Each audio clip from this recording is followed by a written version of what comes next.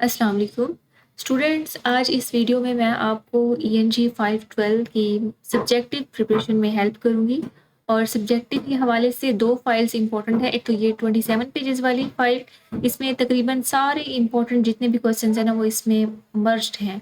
अगर आप ये फाइल कर लेते हैं तो आप सब्जेक्टिव की टेंशन ना लें। तकरीबन 1 घंटा या उससे भी ज़्यादा लग सकता है अगर आप समझ के इसको करें। दूसरी फाइल ये है जो कि 10 पेजेस की है, ये भी इम्पोर्टेंट है। इसमें भी क्वेश्चंस बने हुए हैं, आपको हैंडआउट से खुद क्वेश्चन ढूंढने की ज़रूरत नहीं है, ना ही हाईलाइटेड सर्च करने की ज़रूरत है। तो मैं आपको इस फाइल से अभी प्रिपरेशन करवाऊंगी। इसका मैंने बेहतर तरीका ये सोचा है कि GPT पे मैं यही सेम क्वेश्चन दोबारा से पेस्ट करूंगी और उसको मैंने पहले से प्रॉम्प्ट दे दी है कि मुझे 2-3 लाइनों में बिल्कुल ईजी सी इंग्लिश में ना मुझे आंसर देना, ताकि मैं उसको रीड ही करूंगी तो आप इसको समझ लेंगे कि मैं क्या कह रही हूँ सिंपल इंग्लिश में। तो चलें देखिए, फर्स्ट क्वेश्चन है bilingualism.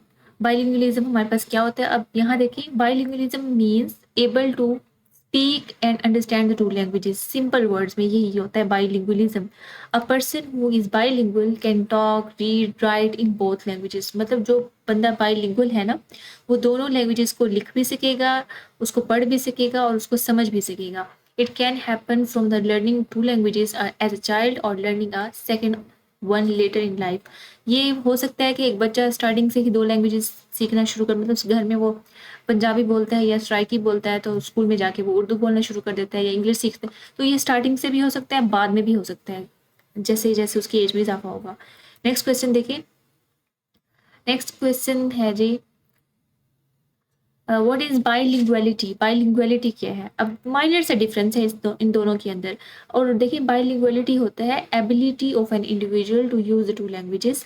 It refers to a person skill in understanding and speaking the two languages. Simple wording में लिखा हुआ है, आई होप आपको समझ में आ गई होगी। वैसे मेरा पहले इरादा नहीं था इस सब्जेक्ट पे वीडियो बनाने का, लेकिन स्टूडेंट ने कमेंट किया कि सब्जेक्टिव भी आप समझा दें, तो इस वजह से फिर मैं कर रही हूँ एफर्ट। और नेक्स्ट क्वेश्चन देखिए, what are the contradictions within the definition of the bilingualism. अब कॉन्ट्राडिक्शन क्या होती हैं बाइलिंगुअलिज्म की डेफिनेशन के अंदर?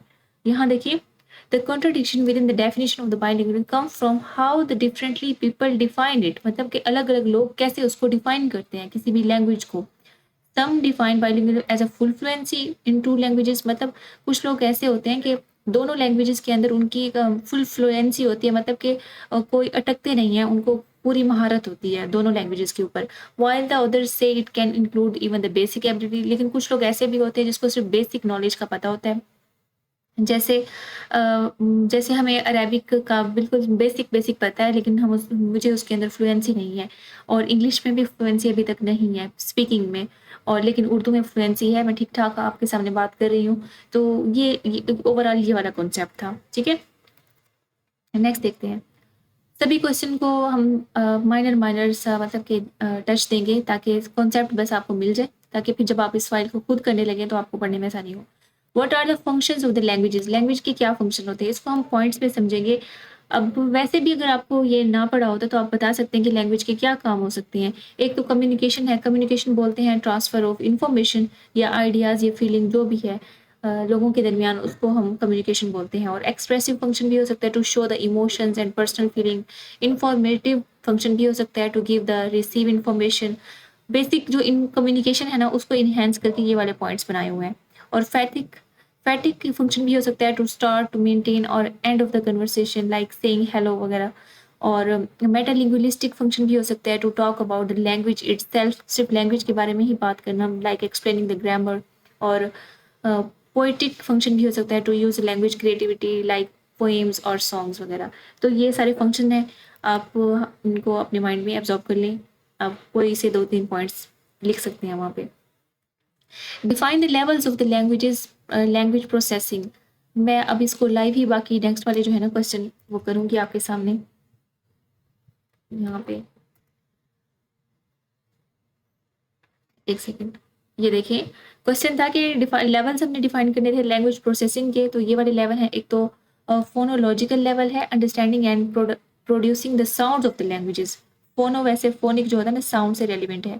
और मॉर्फोलॉजिकल लेवल होता है recognising and using the smallest units of the meaning like prefixes and suffixes. और सिंटैक्टिक लेवल होता है understanding the sentence structure and grammar of the rules, और सिमेंटिक होता है understanding the meaning of the words and sentences, और pragmatic होता है using the language in the social context understanding the tone situation and intentions. इसके MCQs भी बन सकते हैं इंडिविजुअली, और ओवरऑल आप इसके लेवल्स को देख लें। यहाँ पे जो है ना, जो आपके फाइल के अंदर दिए हुए हैं, function level where all the function level है और फॉर्मल लेवल है। चाहे तो आप ये वाले कर लें, वैसे ये भी ऑथेंटिक है, ये भी आप कर सकते हैं। नेक्स्ट देखिए, right a note on the language behaviour and society relationship. तो अब हम नोट तो नहीं करने बैठेंगे, मैं इसको बताती चूँगी, शॉर्टली बता दें मुझे।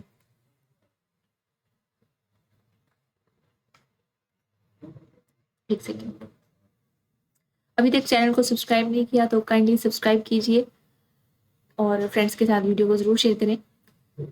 ये देखिए, लैंग्वेज बिहेवियर और सोसाइटी का आपस में क्या रिलेशनशिप है, इसको हम थोड़ा सा पढ़ लेते हैं। सिंपल वर्डिंग है, देखें, फोकस कीजिएगा। Language behaviour and society are closely connected. Language shape how the people think act and interact. Language shape करती है कि लोग किस तरीके से सोचेंगे, किस तरीके से एक्ट करेंगे और इंटरेक्ट करेंगे दूसरों के साथ। It reflects the cultural values and social norms. ठीक है, उसके अलावा जो सोसाइटी है हमारे पास, influences the way of the language is use. किस तरीके से लैंग्वेज यूज की जा रही है उसको इन्फ्लुएंस करती है society, such as speaking formally in meetings and casually with friends. मतलब मीटिंग में हम फॉर्मल वर्ड्स यूज करते हैं लाइक मिस्टर मिसिज, तो वो फॉर्मल वर्ड्स को हम यूज़ कर रहे होते हैं, लेकिन जब हम फ्रेंड्स के साथ बात करते हैं तो बिल्कुल आम तौर पर जैसे कैजुअल होता है उस तरीके से बात करते हैं। In return, the language helps to maintain the social order and build the relationship, making it more important part of the human behavior and communication. तो overall language behavior और society का इस तरीके से relationship है, आप easy wording में खुद से लिख सकते हैं। नेक्स्ट वन है how the language behavior was changed by the literacy। important question है और conceptual भी है, इसको भी हम देखते हैं।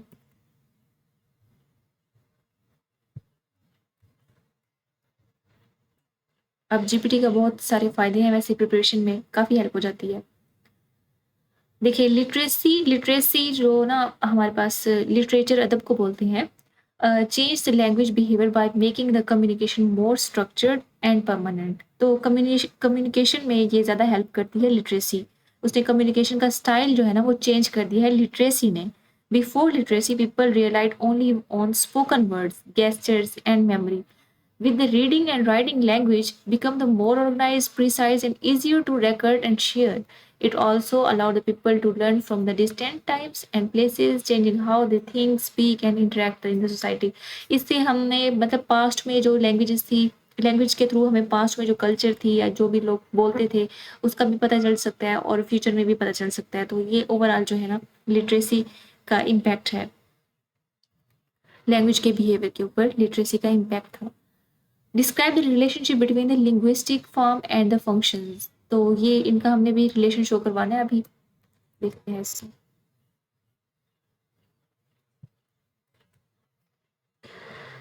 Okay,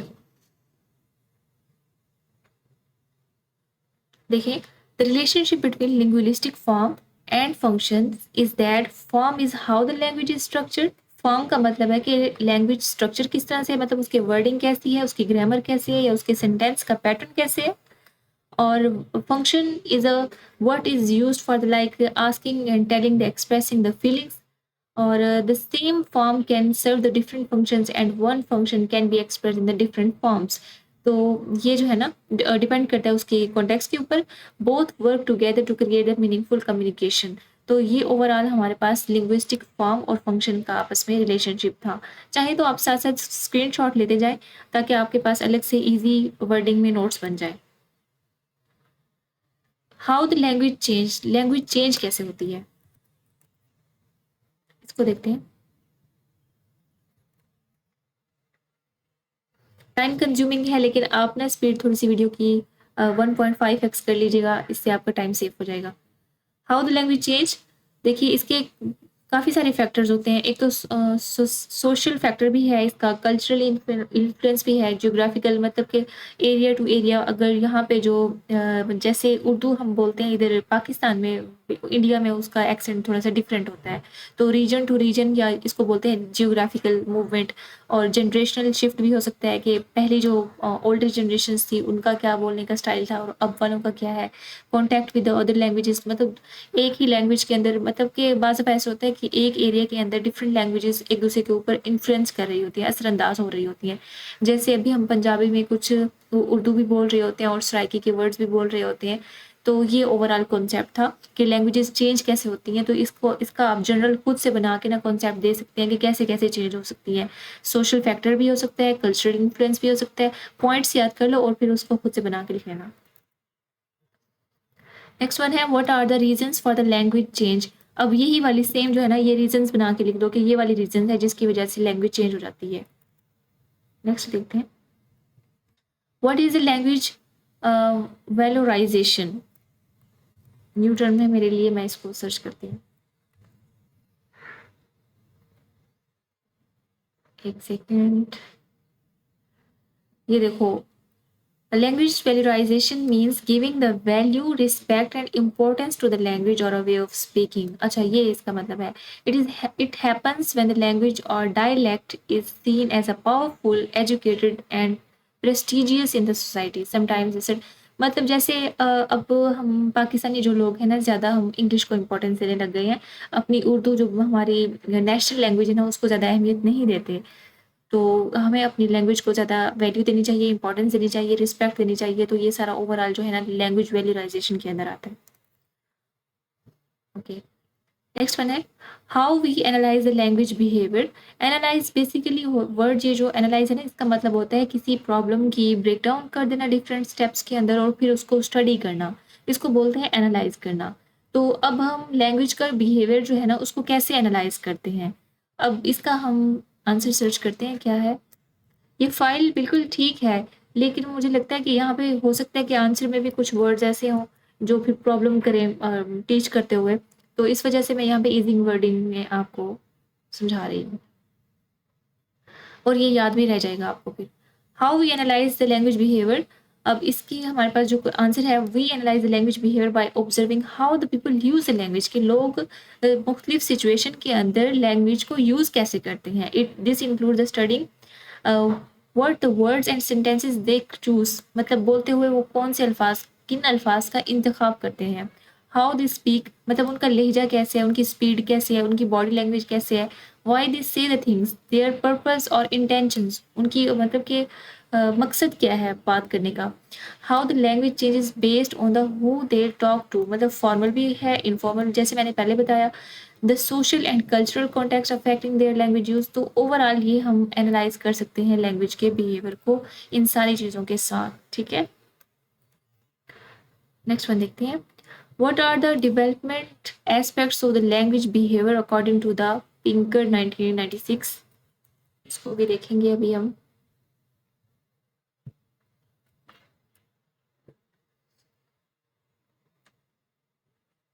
okay, according to the Steven Pinker, ये उसका कंप्लीट नेम इन्होंने दिया है। The development aspect of the language behaviour include, इसके अंदर इनएट एबिलिटी शामिल है। देखो अब यहाँ पे ना पॉइंट्स बने हुए हैं और इधर देखो आपको ठीक से समझ नहीं लग रहा होगा फाइल में, यहाँ पे पॉइंट्स है तो ज़्यादा क्लियरली समझ आ रहा होगा आपको। इससे एमसीक्यूज के हवाले से भी आप फोकस करके बैठना। जैसे इनएट एबिलिटी है, इसका क्या मतलब है। Humans are born with the natural capacity for the language learning, पैदाइशी तौर पर लोगों के अंदर ये एबिलिटी होती है कि वो लैंग्वेज को सीख सकें। और जैसे कुछ लोग होते हैं ना जिनको ज़्यादा 5-6 लैंग्वेजेस के ऊपर महारत हासिल होती है, ऐसे कोई कोई होता है, सब नहीं होते।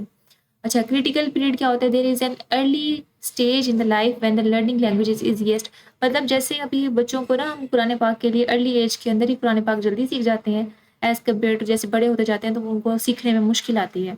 तो ये वही बात कर रहे हैं कि हम जैसे बच्चे कुरान पाक स्टार्टिंग एज में जल्दी सीख जाते हैं। आप एग्जाम्पल देके ना समझा सकते हैं मजीद। यूनिवर्सल ग्रामर, मतलब the brain has a built in rules common to the all the languages, मतलब जो हमारा दिमाग है ना ये स्टार्टिंग से ही बिल्ड इन है कि कुछ लैंग्वेजेस के, मतलब सब लैंग्वेजेस के अंदर कुछ चीज़ें कॉमन होती हैं जो सब इंसानों के अंदर बिल्ट इन नेचर होती हैं। लैंग्वेज एक्विजिशन डिवाइस, जैसे जिसे एलईडी बोलते हैं, a mental tool that has to children learn language quickly. ये कोई टूल है जो हेल्प करता है बच्चों को जल्दी सीखने में। Interaction with the environment, social interaction and exposure are the essential for the language development. तो ये सारी जो चीज़ें थी ना, ये लैंग्वेज के बिहेवियर थे अकॉर्डिंग टू पिंकर, और ये आप याद कर लें 5 points. How the children develops a language according to the Bruner. अब ये भी हम देखते हैं क्या चीज़ है।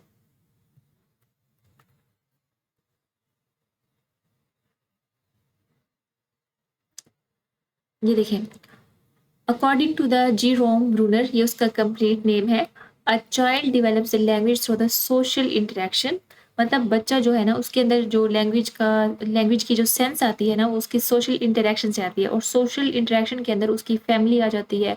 और जैसे जैसे वो बड़ा होता जाएगा, बाहर फ्रेंड्स के साथ खेलेगा या स्कूल जाएगा तो टीचर्स के साथ इंटरेक्शन, तो ये सारे जो लोग होंगे ना, वो सोशल इंटरेक्शन के अंदर आएंगे। And support from the care givers, जो मतलब उनकी बच्चों की आया होती हैं, उसको उसकी बात कर रहे हैं। He introduces the idea of the language acquisition support system, जो LASS जो है ना, ये जीरोम ब्रूनर ने ये उसने आइडिया दिया था, इंट्रोड्यूस करवाया था। इसका मतलब ये है कि where the adults help the children, मतलब जो बड़े हैं ना, वो बच्चों की हेल्प करते हैं उनको लैंग्वेज सीखने में, उनको बात करने में, गाइड करने में। ये तो कॉमन सी चीज़ है, वैसे हमें पता भी है, लेकिन बस हम ये देखना चाह रहे थे कि इसने, मुझे लग रहा था क्या पता इसने कुछ स्पेशल कहा हो। ये वही चीज़ें कही है जो हमें पहले से पता है।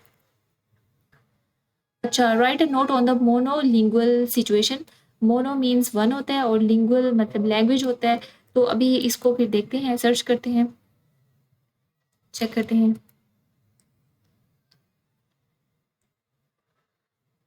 देखो, monolingual situation is when the people in a community और a country mainly use only one language. किसी भी कम्युनिटी या उसका कंट्री भी हो सकता है, उसके अंदर जो लोग हैं ना, सिर्फ एक ही लैंग्वेज यूज करेंगे। तो in such situation everyone speak reads writes and same language which is used in school, government, media, हर जगह पे फिर वही एक ही लैंग्वेज यूज होगी। प्रॉब्लम ही खत्म डिफरेंट लैंग्वेजेस की। अच्छा, defined bilingual situation in detail. Okay, हम कॉन्सेप्ट लेके डिटेल पे नहीं जाएंगे, इसलिए मैं डिटेल को डिलीट कर देती हूँ, ये बस बता देती हूँ। बाई का मतलब होता है टू लैंग्वेजेस। तो ये देखो, is when the two languages are used regularly by the people in the community or a country. Both languages may be spoken in homes, schools, workplaces and government. तो ये बस इजी सा था। Next चलते हैं। What is the language shift? Language shift क्या होती है? आई होप ये वो चीज़ होगी जैसे एक लैंग्वेज से दूसरी लैंग्वेज की तरफ चले जाना। देखते हैं क्या बताते हैं यहाँ पे। देखो, ये है कि shift happens when the community stops using their original language and start using the another. हाँ, वही चीज़ है, अपनी जो बेसिक लैंग्वेज है ना, उसको स्टॉप कर देते हैं और किसी और लैंग्वेज की तरफ मूव कर जाते हैं। Over the time the original language may be use less and even disappear as the people switch to the new language. जैसे जैसे टाइम होता जाता है तो लोग जो है ना, अपनी बेसिक जो ओरिजिनल लैंग्वेज थी उसको कम यूज़ करना शुरू कर देते हैं, आहिस्ता आहिस्ता वो बिल्कुल गायब हो जाती है, और फिर जो न्यू लैंग्वेज होती है ना, उसको कम्प्लीटली अडॉप्ट कर लेते हैं, और वही फिर वर्क और एजुकेशन और हर जगह पे कम्युनिकेशन के लिए वही लैंग्वेज को यूज़ करते हैं, मतलब उन्होंने स्विच कर लिया। ओके, नेक्स्ट वन है, what is a language attrition. Attrition क्या होती है, देखते हैं इसको।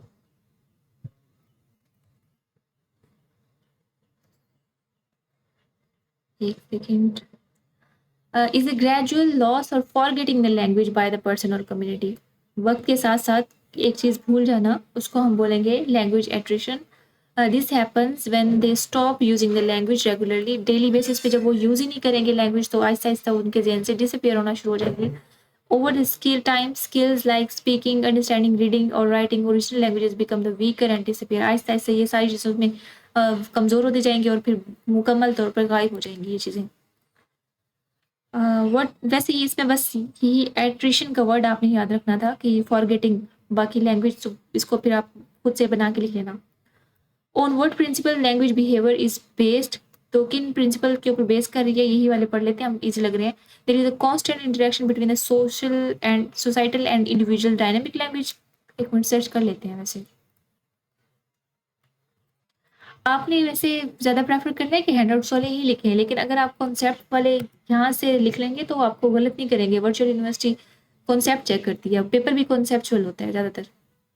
बस पेपर आप खाली ना छोड़ के आया करें, कुछ ना कुछ लिख के आया करें। अब इन प्रिंसिपल के ऊपर बेस करते हैं, एक तो सोशल इंटरेक्शन है, कॉन्टेक्स्ट है, पर्पस है, रूल गवर्न है और कल्चरल इन्फ्लुएंस है और अडॉप्टेबिलिटी है। सारी चीज़ें आसान सी हैं, बार बार रिपीट हो रही हैं। नेक्स्ट चलते हैं, what is the relative competence, ये क्या होती है? और ये क्वेश्चन मैंने बार बार देखा है पास्ट पेपर में, इसको आपने गौर करना है।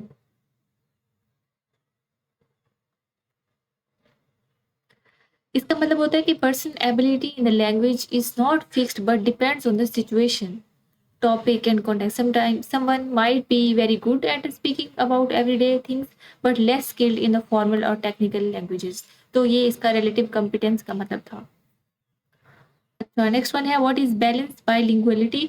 बैलेंस्ड वैसे किसी भी चीज़ में जब तवाज़ुन होता है ना, मतलब दोनों चीज़ों को बराबर 50-50 रखना। बाइलिंगुअलिटी मतलब दोनों लैंग्वेजेस बराबर बराबर आती हों, तो उसको हम बोलेंगे बैलेंस बाइलिंगुअलिटी। और यहाँ पे यही बताया कि इक्वल प्रोफिशिएंसी दोनों में, मतलब कि बराबर महारत हो दोनों लैंग्वेजेस के अंदर। अब ये है व्हाट इज़ द डोमिनेंट बाइलिंगुअलिटी, इसको सर्च करेंगे हम अभी।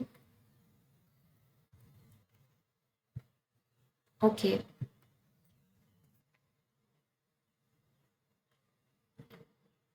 अच्छा, एक और ट्रिक है। पेपर से पहले ना आप मैं जब पीयू के मेरे एग्जाम्स होते थे ना, मैं 3-4 दिन के बाद डेट शीट रखती थी। तो स्टार्टिंग में जो स्टूडेंट्स का सबका फीडबैक आ जाता है ना, ग्रुप्स में व्हाट्सएप में शेयर करते हैं, तो वो जो सब्जेक्टिव होता है वो सबसे पहले वही सब्जेक्टिव कलेक्ट किया करो, उसको सर्च किया करो, वो सब्जेक्टिव सबसे पहले प्रिपेयर किया करो। क्योंकि जो करंट पेपर्स होते हैं ना, उसके मोर देन 50% चांसेस होते हैं कि पेपर में एज इट इज़ वही क्वेश्चन आ जाए। तो ये एक ट्रिक थी, मैंने कहा आपसे शेयर कर दूँ। अब देखिए, डोमिनेंट बाइलिंगुअलिटी की बात कर रहे थे। इसका मतलब यही होता है कि बाइलिंगुअल पर्सन जो वो बंदा जो दो लैंग्वेजेस बोल रहा है इज स्ट्रोंगर और more fluent in one language than the other. एक में ज़्यादा महारत रखता है, दूसरे में कम रखता है, तो मतलब बाइलिंगुअल, इसको डोमिनेंट बाइलिंगुअलिटी बोलेंगे। Although they can use two languages, one language is usually preferred और use more often in speaking. जैसे बिलावल भुट्टो है ना, उसको इंग्लिश ज़्यादा अच्छी आती है, उर्दू बिल्कुल ना होने के बराबर। बस वही वाली एग्जाम्पल लेना इसमें। अच्छा, नेक्स्ट देखते हैं, write down the age of the acquisition of the language behaviour. तो ये जो है इसकी एज बतानी है। चाइल्डहुड जो होती है before the age of 11 and adolescence होती है 11 to 17 ईयर्स और अडल्ट होता है आफ्टर द 17। ये इसको याद कर लें। और एंडोजीनस बाइलिंगुअलिटी क्या होती है, is the presence of the both languages in a community environment, दो लैंग्वेजेस का एक ही कम्युनिटी के अंदर होना। और एक्सोजीनस बाइलिंगुअलिटी क्या होती है, is the absence of the second language in the community. Some members of the community speak the second language that has no or a few native speakers in the community. Simple है। और additive bilinguality क्या होती है, both all the languages are encouraged equally and the equal status is given to the, मतलब दोनों को बराबर scope दिया जाता है, दोनों लैंग्वेजेस को। और सब्सट्रैक्टिव बाइलिंगुअलिज्म क्या होती है, one language is encouraged at the expense of the other leading the cognitive disadvantage. और इसका एक डिसएडवांटेज भी बता दिया है। ठीक है, तो अब मेरे ख्याल से आपको काफ़ी सारी प्रिपरेशन में हेल्प हो गई होगी। अगर ऐसा है तो आप चैनल को सब्सक्राइब ज़रूर कीजिए। अभी मगरिब का टाइम हो रहा है तो अज़ान होगी, तो फिर इसलिए मैं ना वीडियो को स्टॉप कर रही हूँ। Thanks for watching. अल्लाह।